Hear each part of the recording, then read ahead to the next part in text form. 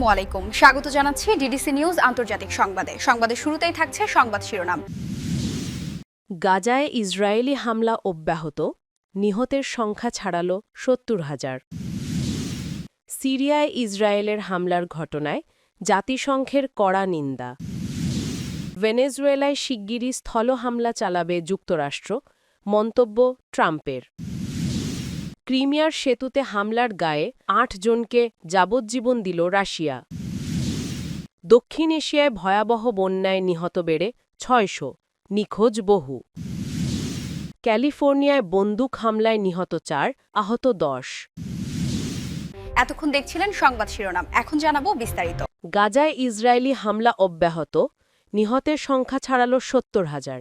২০২৩ সালের ৭ অক্টোবর গাজায় ইসরায়েলের আগ্রাসন শুরু হওয়ার পর থেকে উপত্যকা জুড়ে কমপক্ষে ৭০,১০০ জন নিহত হয়েছে। যুক্তরাষ্ট্রের মধ্যস্থতায় ফিলিস্তিনের অবরুদ্ধ গাজায় যুদ্ধবিরতি কার্যকর হওয়ার পরও ইসরায়েলি বাহিনী হামলা চালিয়ে যাচ্ছে। এতে ৭০,০০০-এরও বেশি ফিলিস্তিনি নিহত হয়েছে। শনিবার ২৯ নভেম্বর এ তথ্য জানিয়েছে গাজার স্বাস্থ্য মন্ত্রণালয়। স্বাস্থ্য মন্ত্রণালয় একটি বিবৃতিতে জানিয়েছে, ২০২৩ সালের ৭ অক্টোবর গাজায় ইসরায়েলের আগ্রাসন শুরু হওয়ার পর থেকে উপত্যকা জুড়ে কমপক্ষে ৭০,১০০ জন নিহত হয়েছে। আহত হয়েছে ১,৭০,৯০০ জনেরও বেশি ফিলিস্তিনি। শনিবার চিকিৎসকেরা জানিয়েছেন, গাজার দক্ষিণে খান ইউনিসের পূর্বে বানি সুশেলা শহরে ইসরায়েলি ড্রোন হামলায় ২ ফিলিস্তিনি শিশু নিহত হয়েছে। প্রত্যক্ষদর্শীরা জানিয়েছেন, শনিবার সকালে আল ফারাবি স্কুলের কাছে একদল সিভিলিয়ান নাগরিকের ওপর বোমা হামলা চালায় ইসরায়েল। এতে জুমা ও ফাদি তামের আবু আসি নামে ২ ভাই নিহত হয়। একাধিক সূত্র জানিয়েছে, হামলার লক্ষ্যবস্তু এলাকাটি ১০ অক্টোবর থেকে কার্যকর হওয়া যুদ্ধবিরতি চুক্তির অধীনে সম্মত হলুদ রেখার বাইরে অবস্থিত। একই দিনে ইসরায়েলি সামরিক বাহিনী গাজার বেশ কয়েকটি অংশে স্থল, নৌ ও বিমান হামলা চালিয়েছে। চিকিৎসা সূত্র জানিয়েছে, খান ইউনিসের উত্তর-পূর্বে আল কারারা শহরে ইসরায়েলের কামান ও বিমান হামলার ফলে ৩ ফিলিস্তিনি আহত হয়েছেন। শনিবার সকালে গাজা শহরের পূর্বে তুফা এলাকায়ও ইসরায়েলি বাহিনী বিমান হামলা চালায়। এছাড়াও দক্ষিণ গাজার রাফা শহরের পূর্বাঞ্চলে হামলা চালানো হয়। সিরিয়ায় ইসরায়েলের হামলার ঘটনায় জাতিসংঘের কড়া নিন্দা। সিরিয়ার দামেস্কো উপকণ্ঠে ইসরায়েলি সামরিক হামলার ঘটনায় তীব্র নিন্দা জানিয়েছেন জাতিসংঘের বিশেষ সহকারী দূত নাজাত রোজদি। শুক্রবার সকালে সংঘটিত এ হামলায় নারী ও শিশুসহ অন্তত ১৩ জন সাধারণ মানুষ নিহত হয়েছেন। আহত হয়েছেন আরও অনেকে। স্থানীয় গণমাধ্যমের বরাতে জানা যায়, হঠাৎ বিমান হামলা ও গোলাগুলিতে আতঙ্ক ছড়িয়ে পড়ে পুরো এলাকায়। দিকভ্রান্ত হয়ে ঘরবাড়ি ছেড়ে আশেপাশের গ্রামে আশ্রয় নিতে বাধ্য হয় অনেক পরিবার। এ হামলাকে সিরিয়ার সার্বভৌমত্বের গুরুতর এবং অগ্রহণযোগ্য লঙ্ঘন হিসেবে অভিহিত করে নিহতদের প্রতি শোক প্রকাশ করেন রোজদি।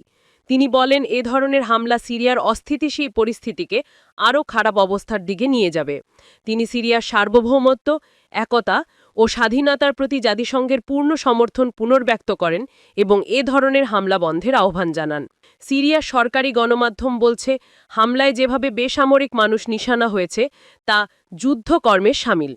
ঘটনাটিকে অপরাধমূলক আক্রমণ বলে নিন্দা জানিয়েছে তারা। অন্যদিকে ইসরায়েলি সেনাবাহিনী দাবি করেছে, অভিযানের সময় তাদের ৬ সেনা আহত হয়েছেন, যার মধ্যে ৩ জনের অবস্থা আশঙ্কাজনক। হামলার পর পুরো এলাকায় নতুন করে উত্তেজনা ছড়িয়ে পড়েছে।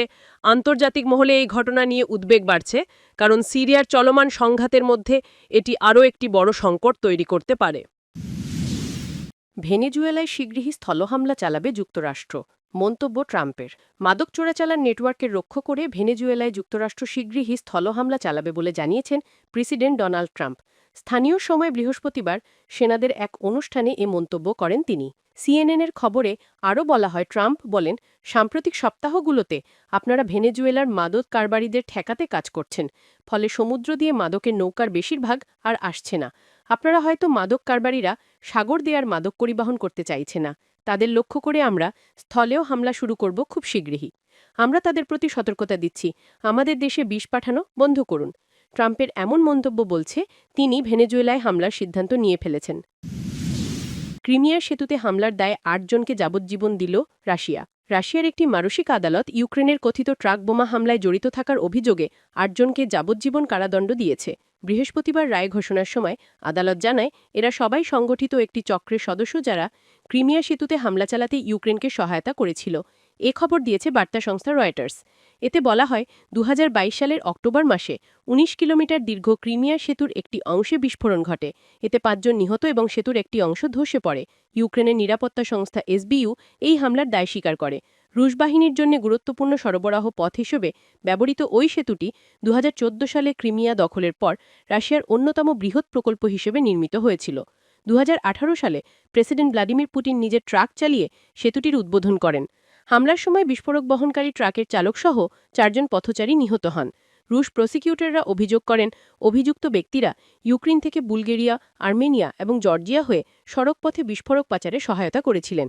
ইউক্রেনের এসবিও প্রধান বাসিল মালিউক ২০২৩ সালে জানান বিস্ফোরকগুলো বড় প্লাস্টিক ফিল্ম রোলের ভেতরে লুকানো মেটাল সিলিন্ডারে গোপন করা ছিল। তিনি দাবি করেন হামলার পরিকল্পনায় আরও কিছু লোককে ব্যবহার করা হলেও তাদের উদ্দেশ্য সম্পর্কে জানানো হয়নি। বন্ধ দরজার পিছনে পরিচালিত এ মামলায় ৮ জনই নিজেদের নির্দোষ দাবি করেন। অভিযুক্তদের একজন বলেন সবাই মিলে মিথ্যা শনাক্তকারী পরীক্ষায় অংশগ্রহণ করে নিজেদের নির্দোষ প্রমাণের চেষ্টা করেছেন এবং তদন্তের সহযোগিতা করেছেন। তবে রাষ্ট্রপক্ষের আইনজীবীরা বলেন বিস্ফোরক পরিবহনে জড়িতরা অবশ্যই বিষয়টি জানতেন। রায় ঘোষণার পর ৮ জনই আদালত কক্ষে কাচের খাঁচার ভেতর দাঁড়িয়ে নিজেদের নির্দোষ দাবি পুনর্ব্যক্ত করেন। দক্ষিণ এশিয়ায় ভয়াবহ বন্যায় নিহত বেড়ে ৬০০, নিখোঁজ বহু। দক্ষিণ এশিয়ার বিভিন্ন দেশের টানা ভারী বর্ষণ ও ভূমিধসে প্রাণহানির সংখ্যা বেড়ে ৬০০ জনে দাঁড়িয়েছে। নিখোঁজ রয়েছেন বহু মানুষ। নিহতের সংখ্যা আরও বাড়তে পারে বলে ধারণা করা হচ্ছে। খবর বিবিসির। উষ্ণমণ্ডলীয় ঝড়ের প্রভাবে তীব্রতর হওয়া মৌসুমি বৃষ্টি ইন্দোনেশিয়া, মালয়েশিয়া, থাইল্যান্ড ও শ্রীলঙ্কায় বড় বন্যা পরিস্থিতি সৃষ্টি করেছে। ক্ষতিগ্রস্ত হয়েছে কয়েক কোটি মানুষ। বুধবার থেকে ইন্দোনেশিয়ার সুমাত্রা দ্বীপে অস্বাভাবিক ভারী বৃষ্টি শুরু হয়। সুমাত্রার আচে প্রদেশের বিরিউনের এক বাসিন্দা রয়টার্সকে বলেন বন্যার সময় সবকিছু ভেসে গেছে। কাপড়চোপড় বাঁচাতে চেয়েছিলাম কিন্তু ঘরটাই ভেঙে গেল। নিখোঁজ মানুষের সংখ্যা কয়েকশো হওয়ায় মৃতের সংখ্যাও আরও বাড়তে পারে। হাজার হাজার মানুষ এখনও আটকে আছেন। অনেকে ছাদের ওপর অপেক্ষা করছেন। শনিবার পর্যন্ত ইন্দোনেশিয়ায় ৩০০ এবং থাইল্যান্ডে ১৬০ জনের মৃত্যুর খবর পাওয়া গেছে। মালয়েশিয়াতেও কয়েকজনের মৃত্যু নিশ্চিত করেছে কর্তৃপক্ষ। ঘূর্ণিঝড় ডিটুয়ার আঘাতে বিপর্যস্ত শ্রীলঙ্কায় এখনও পর্যন্ত ১৩০ জন এবং ১৭০ জন নিখোঁজ থাকার খবর দিয়েছে কর্মকর্তারা। ইন্দোনেশিয়া একটি বিরল উষ্ণমণ্ডলীয় ঘূর্ণিঝড় সেনিয়ারের ভয়াবহ ভূমিধস ও বন্যার সৃষ্টি করেছে। ঘরবাড়ি ভেসে গেছে, ডুবে গেছে হাজার হাজার স্থাপনা। দেশের দুর্যোগ ব্যবস্থাপনা সংস্থা জানায় সুমাত্রায় এখনও ৩০০ মানুষ নিখোঁজ। আচে প্রদেশের আরেক বাসিন্দা আরিনি আমালিয়া বলেন স্রোত এতটাই দ্রুত ছিল যে কয়েক সেকেন্ডের মধ্যেই রাস্তাঘাট ঘরবাড়ি সব ভরাট হয়ে গেল। তিনি বলেন দাদিকে নিয়ে উঁচু জায়গায় আশ্রয় নেবার পরদিন বাড়িতে ফিরলে দেখেন পুরোটাই ডুবে গেছে। পশ্চিম সুমাত্রায় পানি দ্রুত বাড়তে শুরু করলে মেরি ওসমান নামের এক ব্যক্তি নিজের বাড়িসহ ভেসে যান। পরে একটি কাপড় শুকানোর তার ধরে তিনি প্রাণে বাঁচেন। খারাপ আবহাওয়ার কারণে উদ্ধারকার্য ব্যাহত হচ্ছে। লক্ষ লক্ষ মানুষকে সরিয়ে নেওয়া হলেও শত শত মানুষ এখনও আটকে আছেন বলে জানিয়েছে ইন্দোনেশিয়ার দুর্যোগ ব্যবস্থা। থাইল্যান্ডের দক্ষিণাঞ্চলে সংখ্লা প্রদেশে পানি ৩ মিটার পর্যন্ত ওঠে। দশকের মধ্যে অন্যতম ভয়াবহ এই বন্যায় ১৪৫ জন প্রাণ হারিয়েছেন। মোট ৩টি প্রদেশে বন্যায় ৩.৮ মিলিয়নেরও বেশি মানুষ ক্ষতিগ্রস্ত, আর প্রাণহানি ১৬০-এরও বেশি। হাতিয়াই শহরে একদিনে ৩৩৫ মিলিমিটার বৃষ্টি হয়, যা প্রথম ৩০০ বছরের মধ্যে সর্বোচ্চ। পানি নামার পর মৃতের সংখ্যা দ্রুত বাড়তে থাকে।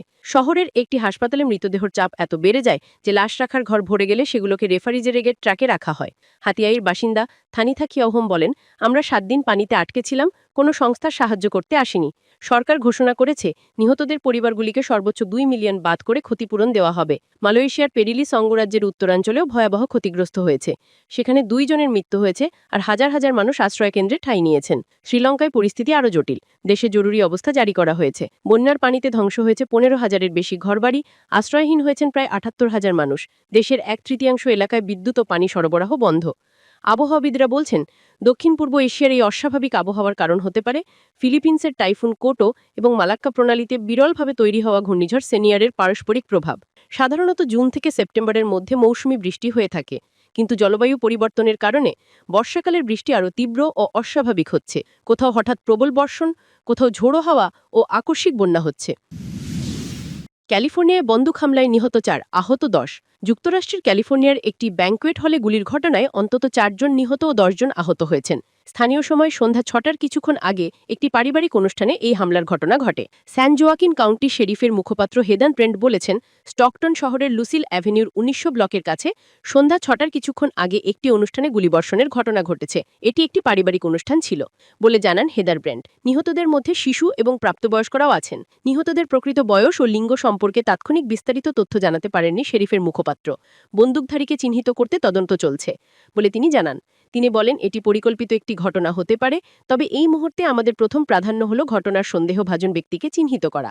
গুলিবর্ষণের ঘটনাটি ব্যাংকোয়েট হলের ভেতরে নাকি বাইরে ঘটেছে তা স্পষ্ট করতে জানাতে পারেননি শেরিফের মুখপাত্র। তিনি বলেন, এফবিআই, স্টকটন পুলিশ এবং অন্যান্য আইন প্রয়োগকারী সংস্থা তদন্তে সহায়তা করছে। স্টকটনের ভাইস মেয়র জেসেন লি একটি বিবৃতিতে বলেছেন, শিশুর জন্মদিনের পার্টিতে বন্দুক হামলার ঘটনা ঘটেছে।